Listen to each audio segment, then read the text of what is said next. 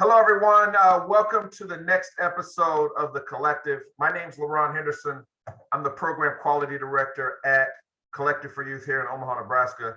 If you want to know more about what we do at Collective for Youth, you can find us at www.collectiveforyouth, that's FORYOUTH.org. Each week we try to come on, or we don't try, we come on and we try to give you proven practical principles that are going to help you in the after school world. And today I am so super excited to have Juan. Juan Moore is an author, he's an entertainer, he's a musician. You know, when I met him a couple weeks ago, I don't know. I'm just going to tell you, some of you are going to see him, some of you are going to hear him. But before we get started, have you ever seen an African-American musician before? I'm telling you. Houdini, you name it. I have not seen it. So he has a book. I'm going to tell you about his book. He has a book called How to Eat the Crust First. Boy, oh boy, this is a jam-packed manual, life's practical guide to get what you want out of life. So if you're looking, great book. But without further ado, Juan, hi, welcome to The Collective. How you doing? Doing well. You know, we met about 2 weeks ago. We have a mutual friend. Introduced us. We had a conversation in his office.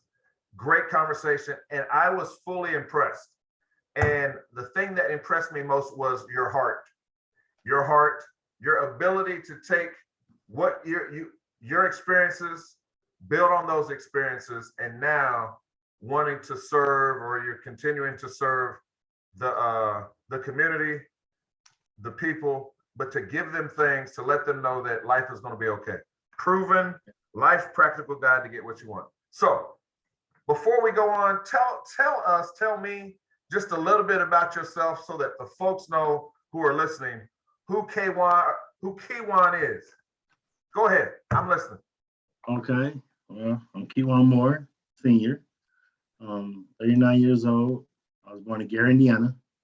Grew up in a rough part of Gary, where kids wasn't making it past 14. I was bullied, I was chastised, I was talked down, but I had a focus. I had a dream that I was going to change the world someday. And I always kept that. And people was like, well, no, you ain't. I didn't, one there, out the other. Right. 2013, I was at a bad point in my life when I was on the verge of committing suicide. Okay. A guy called me like, hey, where you at? I said, I'm at home. He said, no, you're not. I said, yes, I am. I just left your house. Where you at? I said, I'm at the pedestrian bridge. Just stay right there. I'm coming to get you. Because before that, I asked God, if you got something for me now, let me know, because I'm done. He said, boom, ring. So I got to his house. The next morning, he gave me a piece of paper. He said, you can stay here as long as you need to get on your feet. He said, what I want you to do is this. Do not open that paper till I tell you to. 3 days later, he was like, how you feel? I said, I'm ready to fight. He said, great. He said, read that paper. Sorry. This part get emotional sometimes. It said, I will tear down your house. In 3 days, I will rebuild you. And I guess that was God breaking me down to the point where he can rebuild me. And I thank God that he brought that earth angel in my life. Okay. Wow. So 2013, I'm at the end of the rope. What changed? What changed? What was it that happened? I know you got the phone call, but what changed to keep you here so that you can serve your gift to the world? What happened? Talk to me. Okay. He asked me 3 things. He said, 1, do you have a Bible? I said, no. He said, 2, do you have a notebook? I said, no. He said, 3, do you have a journal? I said, no. He said, boom, you do now. He said, what I want you to do is listen to PD. I'm like, what is PD? He said, personal development. So I'm gonna give you 3 names. Les Brown, Jim Rohn, and Zig Ziglar. When I started listening to them guys, a light bulb went off. They always say, success leaves clues. They said, whatever you want in life, find somebody who did it and duplicate them. Okay. I heard Les Brown said, this what changed my life, my mindset. He said, if you can get knocked down and look up, you can get up. Okay. If you get knocked down and look up, you can get up. Yep. Okay. All right. And Les Brown said, don't let nobody dictate judgment of you dictate the outcome of your life. I said, bingo. Right. I said, a world will probably going through what I've been through. So why not write a book to help them? Okay. And that's where this came from. Okay. So personal development, it sounds like from the two conversations we've had, personal development is one of the foundation, one of the principles that you have. So you took what you learned with personal development and put it in a manual. Okay. Knowledge is power. I'm all for that. All for that. So from 2013 to I'm at the pedestrian bridge to writing this book, give me a brief synopsis of that journey, because here's what happens. Many people that are listening to this podcast or watching this are going to say, okay, I've been at the end of the road. I've been done. And then we see people who have done that. We see, okay, I'm at the end of the rope and I hear that story. And the next thing that we hear about them is, well, I wrote a book, or I'm a millionaire, or I'm a public speaker, or whatever it is. But what we don't hear is that process, that journey, that dark journey that folks have to take to get from point A to point G. And it may not be A, B. It may be G. So talk to us just a little bit. Just give us a synopsis of what that looked like, what that journey, where your mind was, all those different things, because the folks listening to this podcast, they may be at the bridge, but they don't know it. They may be in the process and they're like, okay, well, I don't know what to do. So nuggets, what is it that helped you get from in that dark place? Because we know it's not easy to put your hands to writing a book, or to put your hands to I'll say it like this, to apply the principles that you said earlier. You listen or you watch what someone does, and then you repeat it until you find your own stuff. And you found your own stuff, but most people can't get out of that because they're so in their way. Talk to me just for a little bit about that process, if you can. I'm not going to say sum it up, but just in your own words, what was that like? How'd you get there? How'd you get out of there? Let me say it like that. The biggest barrier is pride. Okay. Pride will hurt anything you do in life. Pride will stop you from getting the help you need. Pride will help you. Okay. A lot of people think they know it, they don't have a clue. They're unconscious to what is really going on in life. So when life gives you bad hands, you're gonna keep doing this. Right. But how you break through it? First of all, you gotta be willing to listen. Okay. 2, you gotta be open to learn new things. 3, you gotta be willing to be humble and submit yourself to your information you get. Because go ahead. You said something go ahead. Because if you're not humble, then you're probably gonna be here, right, and up here. But then you're gonna build a wall. Oh, he attacking me. No, I've been where you've been. I'm trying to show you the way. What did Morpheus say to Neil? I can show you the door. You have to walk through it. My mentor told me this. He said, Juan, you seen the Matrix, right? I said, yeah. He said, I'm gonna ask you the same question Morpheus asked Neil. Do you believe in fate? Right. I said, I know the answer, but I'm gonna get my answer. I said, no, because when I write my life story, I hold the pen. Nobody else do. Right. And I was willing to learn, and I willing Right. to seek help.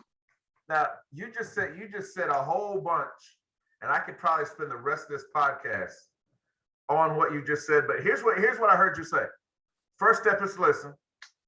Second step is you have to be open to learn. But the third thing you said, you have to humble yourself in front of the information that you receive. Talk about that for a little bit. Humbling yourself. What are you saying? Okay, I'm gonna put it like this. Like, take me instant. Okay. My pride and my mind was like this Rubik's Cube. Jump. Okay. Until I got tired of being sick and tired of my life doing the same thing over and over and over again, to the point where a lot of people were doubting me, negative. And I was like, you know what? I'm trying to do this. I'm trying. To the key word, I said, I'm trying. Right. So I got to change my vocabulary. Then I started changing my outlook on my problems, my situation. And then when I did that, I noticed everything.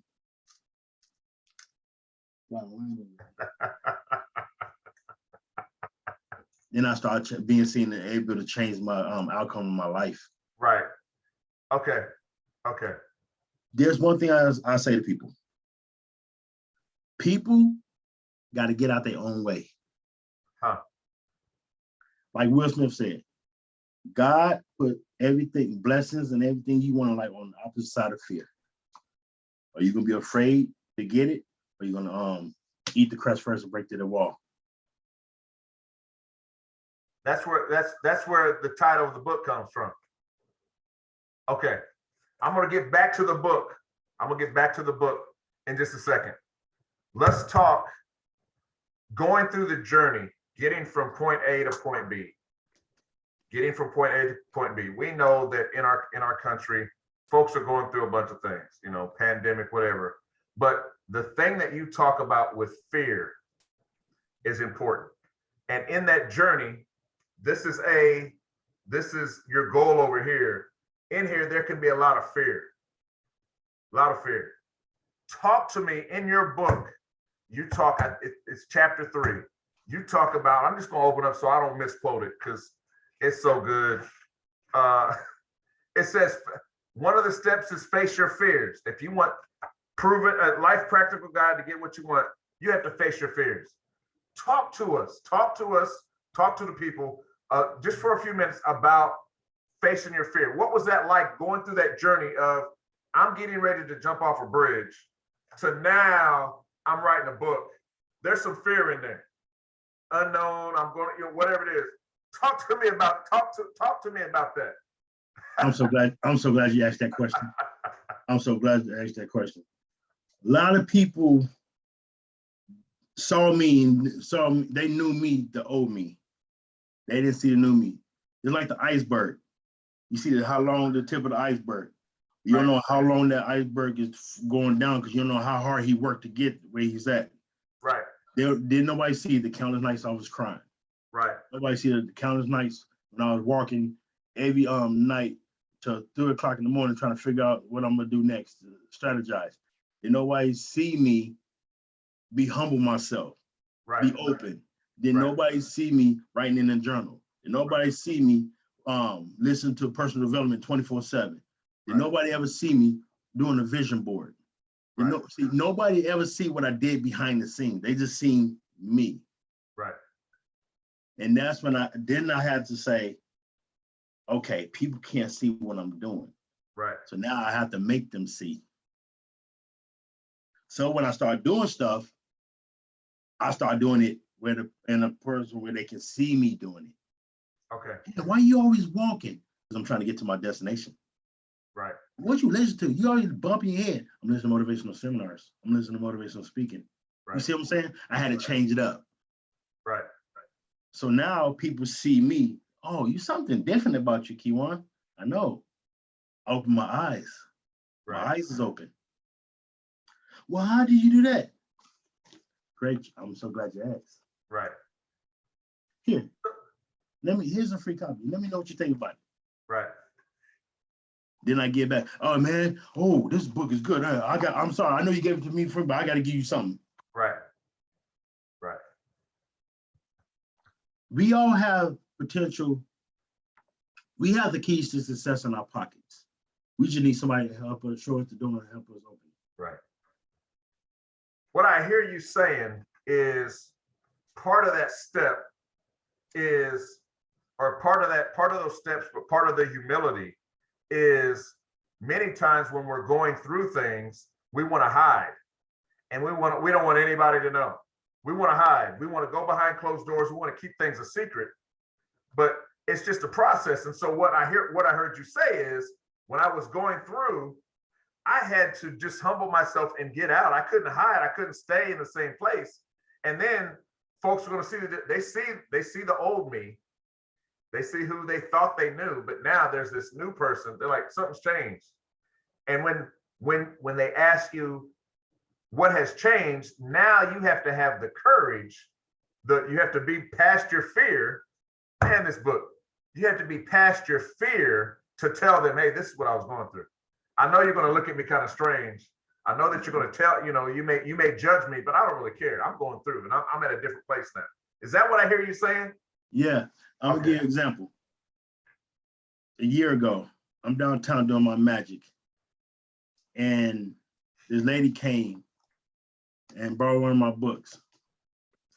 She came back 2 weeks later, crying to me. I said, "What's wrong?" She said, "I just lost my son to suicide, and this book is helping me. I just want to say thank you." I cried. If my book can be a beacon of hope to somebody, I'm doing God's work. Right. I'm doing what God put me on earth to do, and that's help people. Okay. Okay. So we talk about fear.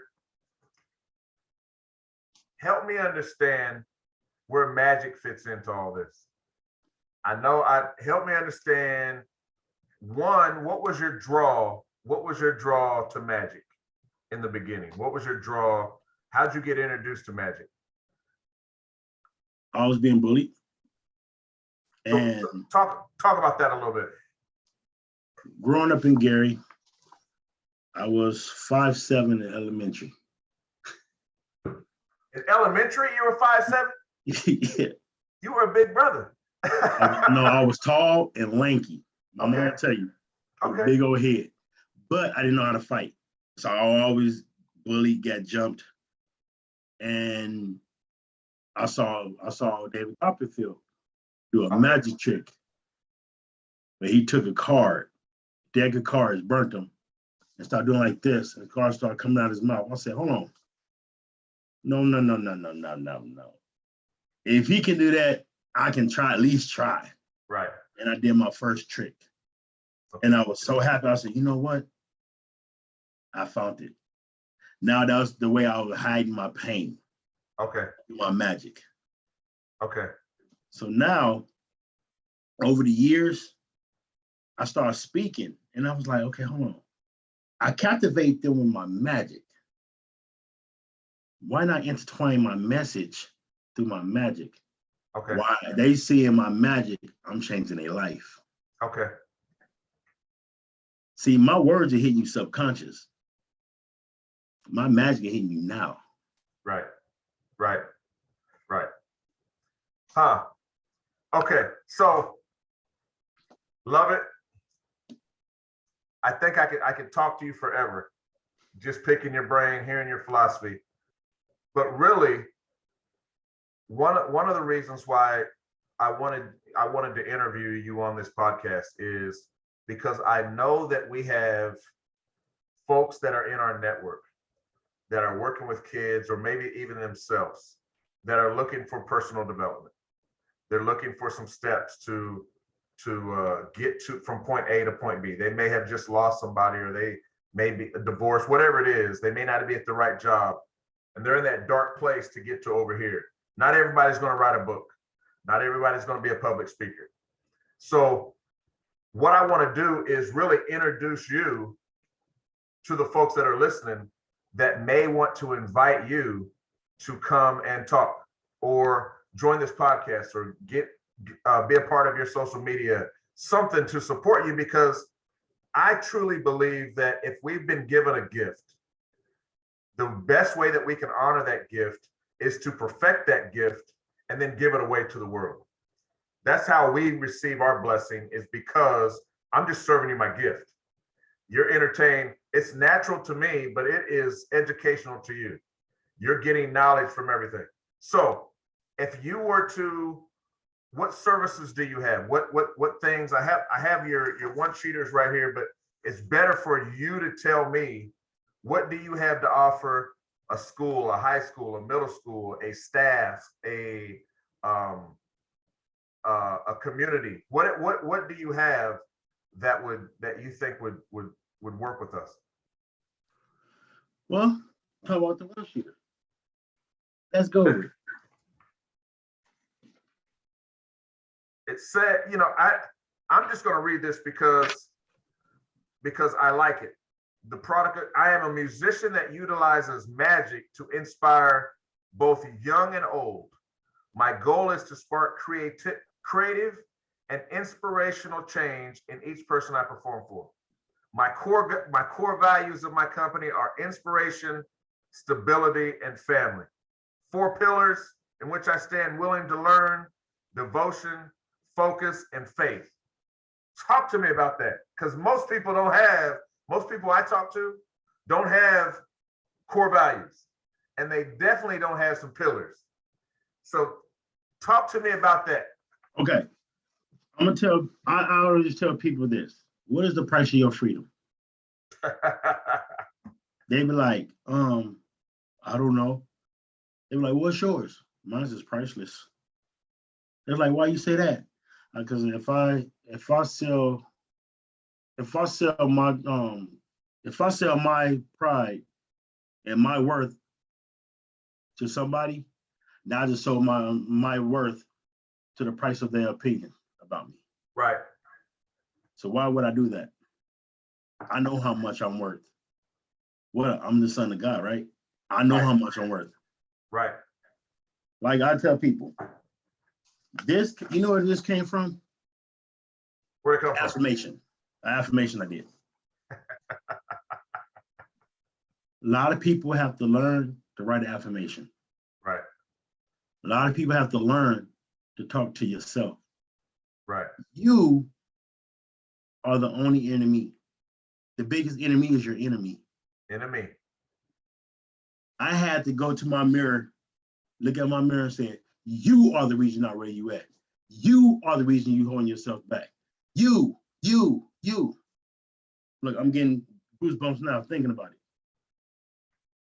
So I told myself, when I die, I want to be remembered like Martin Luther King. I did something to change the world.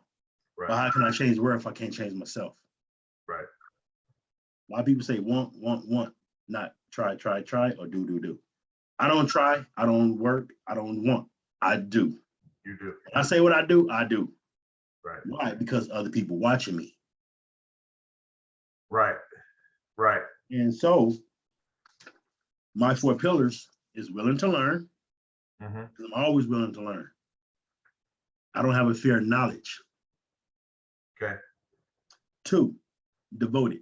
I'm very devoted in what I speak and what I do. Okay. 3, focus. I'm always focused on what I'm got to do in hand. I don't let nobody. Right. Hey, like the crab in the barrel. Right. One crab trying to get out, other crabs, nope. Right. Why not come with me? You know what I'm saying? Right. If I'm trying to get out, you see me getting out, come with me. Okay. Don't try to bring me back down. Because Right. I'm gonna shake my leg. And then what you gonna do? Right. Right. Then faith. You have to have faith in everything you do. Right. If you don't have faith, you don't have nothing. I heard a wise man once said this: the world is an empty canvas, waiting on new thoughts to think. And it's up to us visionary create those thoughts. And that's exactly what I did. Shout out to Tyrese. He did it. He said it. But I had to put myself in my audience shoes. Okay. Well, what would I get out of this if I'm paying this money or I'm looking at you? Okay. My core value, inspiration, stability, right, and family. Right. First of all, I'm a family man. I'm a father of 8. Okay. You have 8 kids? 8. 8? What are the ages? Oh, you're gonna do this to me. Whew. Let's see. 22, 19, 17, 15, 14, 12, 11, and 9. 2 girls and 6 boys. Wow. Nothing better than being a dad, is it? Man. And my daughters are daddy's girls. When I see them growing up, I'm not ready.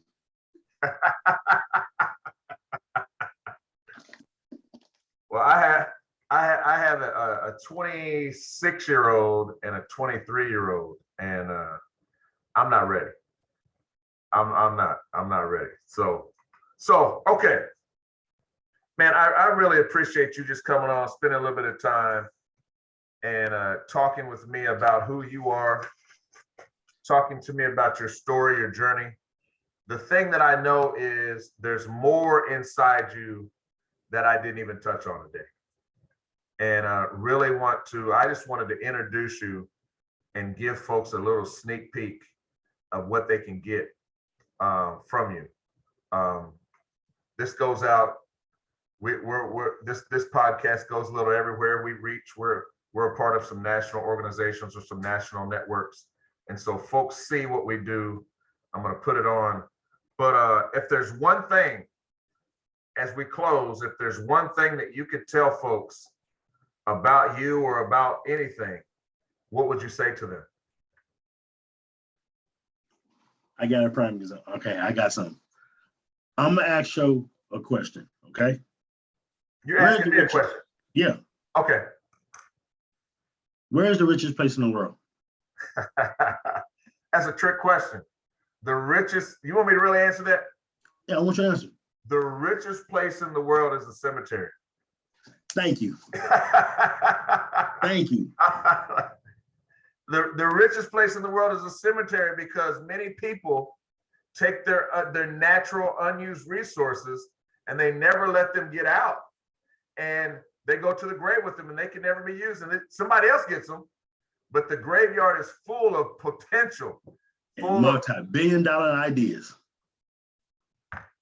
Yeah, that's a big that.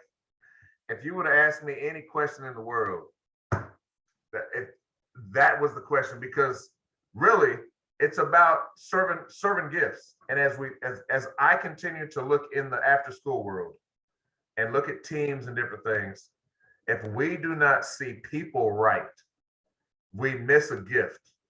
And if we try to put them in a box and say, well, you have to do it this way or you have to do it that way, now we're stuck and we're limiting them, because the end result, just like with you, the end result from going to where you were in 2006, 2013, now it's 2022. There's a bunch of stuff that happens, but now your footprint